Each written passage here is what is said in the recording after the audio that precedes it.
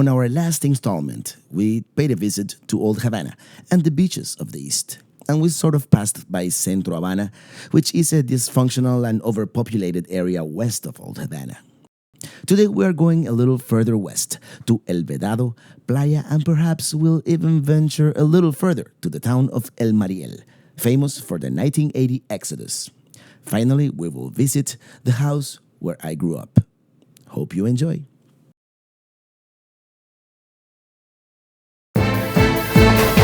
From New York City, Napa Valley, Arctic Circle, Dusseldorf, Mount McKinley, Madrid, Fairbanks, Alaska.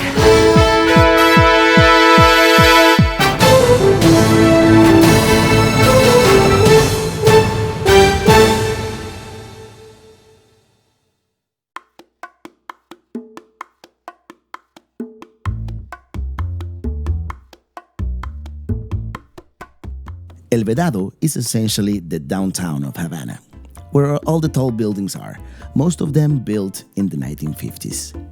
Here's where many luxurious hotels are located, and it is one of the main centers of Havana's nightlife. The main artery is 23rd Street. It is also called La Rampa by its northern end, mainly because it goes downhill towards the ocean, hence Rampa, Spanish for ramp.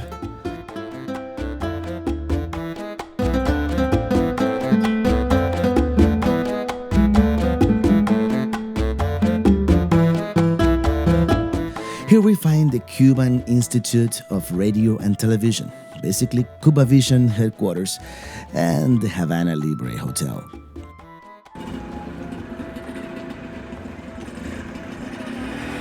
La Roca Restaurant, El Conejito Restaurant, or the Little Rabbit, and Havana's tallest building, the Foxa. Nearby we find my elementary and middle schools in the heart of El Vedado.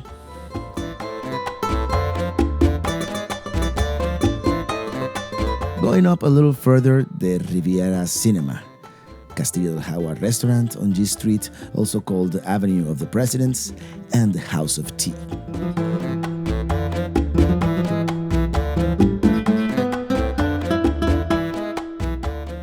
This is La Pelota, famous cafeteria on 23rd and 12th.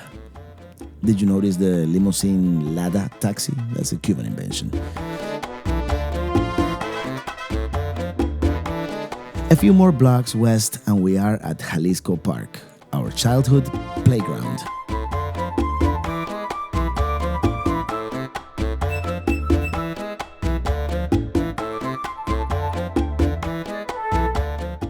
Behind it, the Cologne Cemetery, Havana's great necropolis. And while we're here, let's explore Cologne Cemetery, named after Christopher Columbus.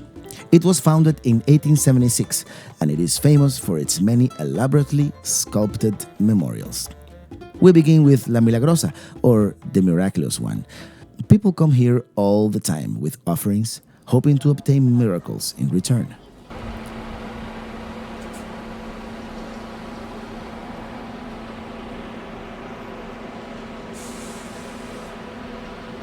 Mira qué bien conservada está esta que tiene ahora.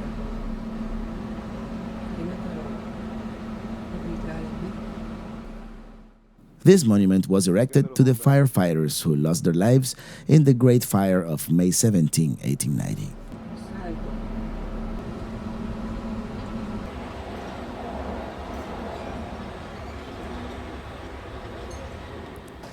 And this is the resting place of Cuban hero Jose Marti's parents. And last but not least, my family's pantheon, where several generations of my family, the Morales, have been buried. Going back on 23rd Street, we are again at the corner of 23rd and 12th, very famous corner, also called the Hat Corner.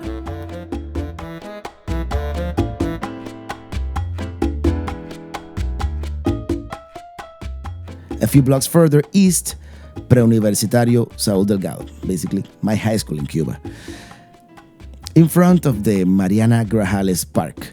This lady, Mariana Grajales, was an important matriarchal figure in Cuba's independence war from Spain. In Vedado, there are two really wide avenues that cross Vedado from north to south, also called park avenues because the median is like a long park. One is Paseo, and the other one is this one, Avenida de los Presidentes, also G Street. And this is the corner of G and 23rd. Okay, it's time to keep going as we approach my little red rental Hyundai.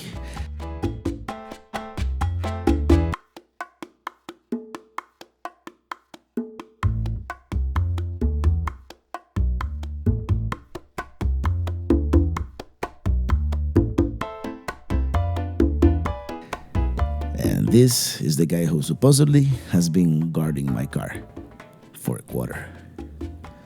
On the corner of 17th and 6th, we encounter John Lennon Park. It is said that Lennon's glasses have been stolen several times.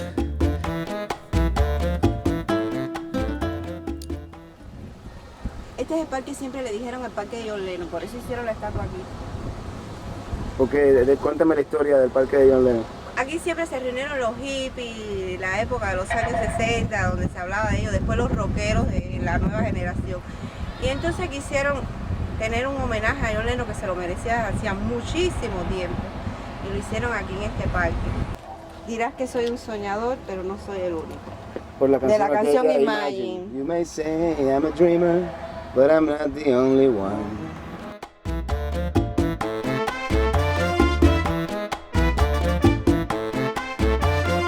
A few more blocks and we cross west of the Almendares River to the area called Miramar in the Playa municipality. Playa means beach in Spanish. And although there are several beaches in this area, most of them are artificial ones. Our main stop is a museum called La Maqueta de La Habana, which is a large model of Havana with buildings colored according to when they were built. Buildings painted in black were built in the colonial period. Buildings painted in yellow were built during the Republican period. And the white ones were built after the 1959 revolution. And yes, as you can see, most of Havana is yellow.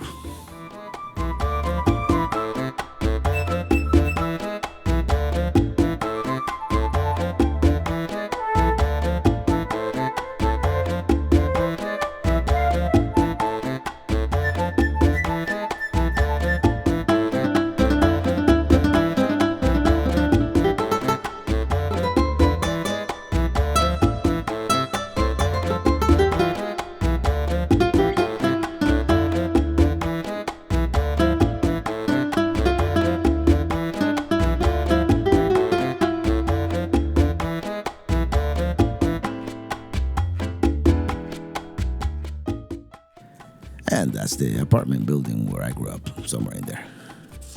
And the downtown. We make a pit stop at the Meliá Havana Hotel for some overpriced water bottles. This is one of Havana's newer and beautiful hotels. These are also condominiums built for foreigners who reside in the island. As a reminder of the Cold War, the tall concrete building that looks like a robot is the Russian, former Soviet embassy. We leave this over-luxurious part of Havana for the even more exclusive Marina Hemingway.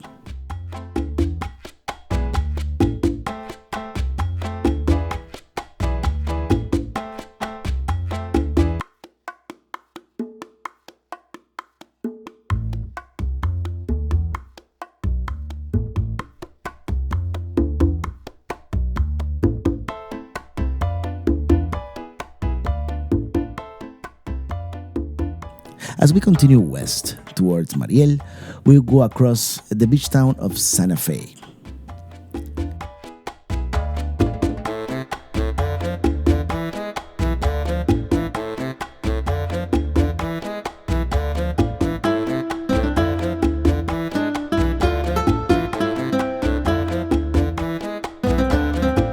And we finally arrive to El Mariel, your typical Cuban small town.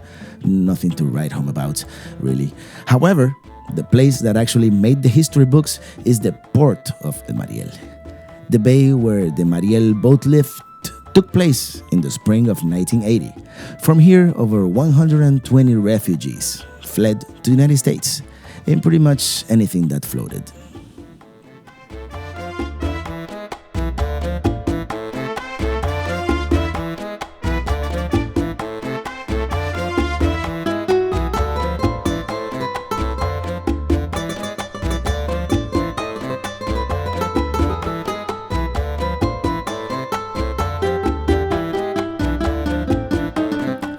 We go up the hill. Vamos rumbo a lo desconocido. Estamos en plan de investigación.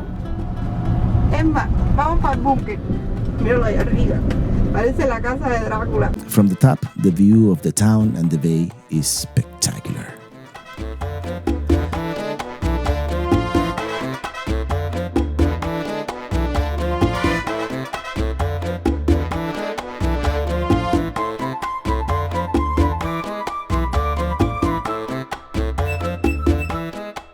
Back in Miramar, we continue going east on beautiful Fifth Avenue. This is the street where most of the embassies are.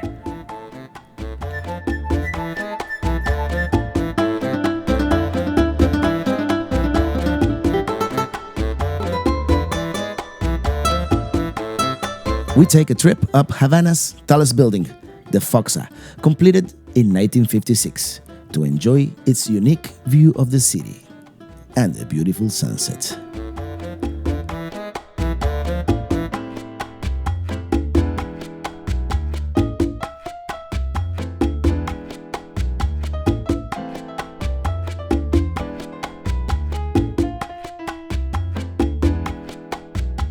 This is the U.S. interest section and the Vedado neighborhood at sunset.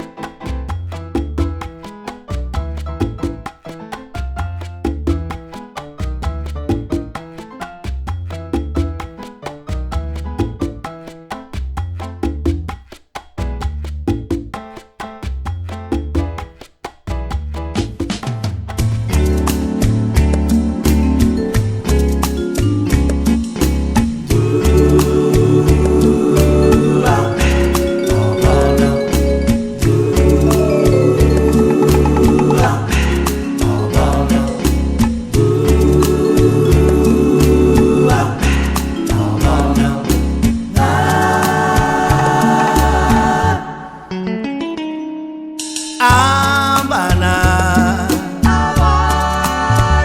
hermosa Havana, lindo es tu prado, lindas son tus calles, bello es tu mar. Bom, bom, bom. Havana, a ti llega mi canto,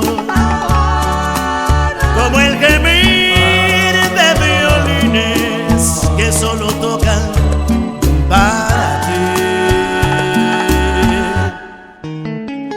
Se ven en el cielo azul volar. No visit to Havana's downtown is complete without the historic Hotel Nacional.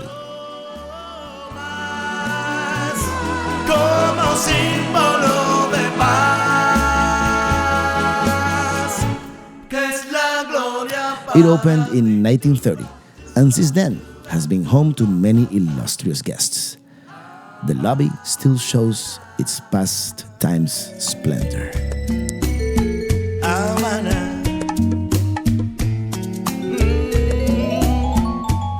Havana.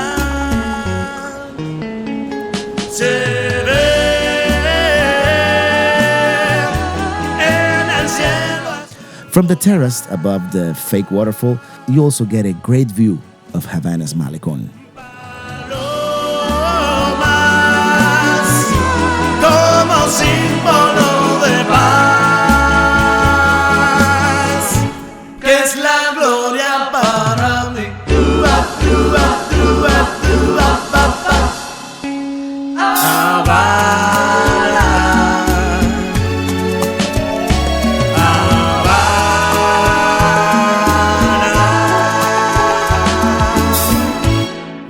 One little known fact is that from the terrace you can also see the building where I grew up, on Hospital Street. This is Hospital Street, crossing the border between touristy and relatively prosperous El Vedado and the much humbler Centro Havana neighborhood.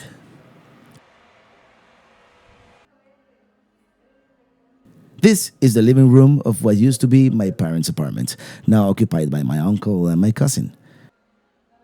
The kitchen with the old Kelvinator refrigerator. Some things changed, some exactly as I left him in 1987. The interior parking garage, for example.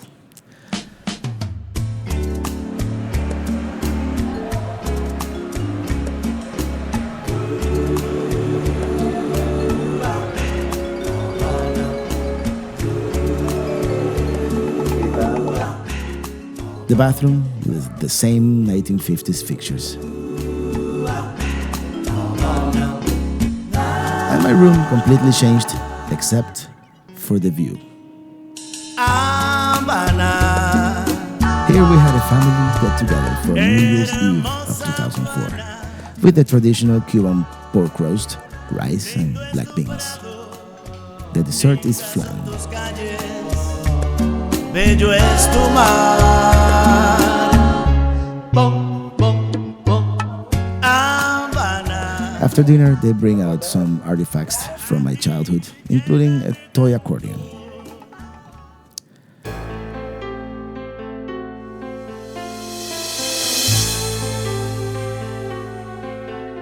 And as January 1st, 2004 dawns upon Havana, Cuba, we must say goodbye.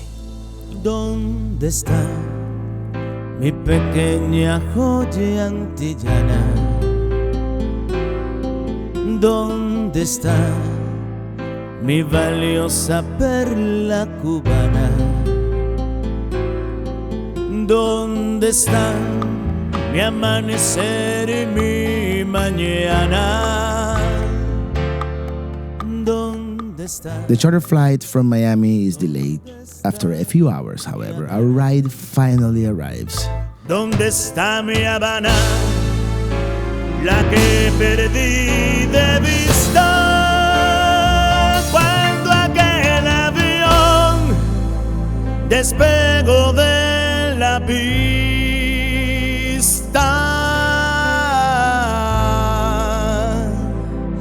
¿Dónde está mi Habana?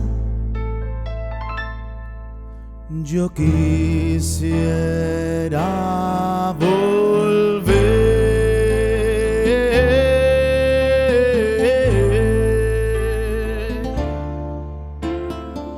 I hope you have enjoyed our trip to Cuba. Until the next time, thank you so much for watching and enjoy your travels.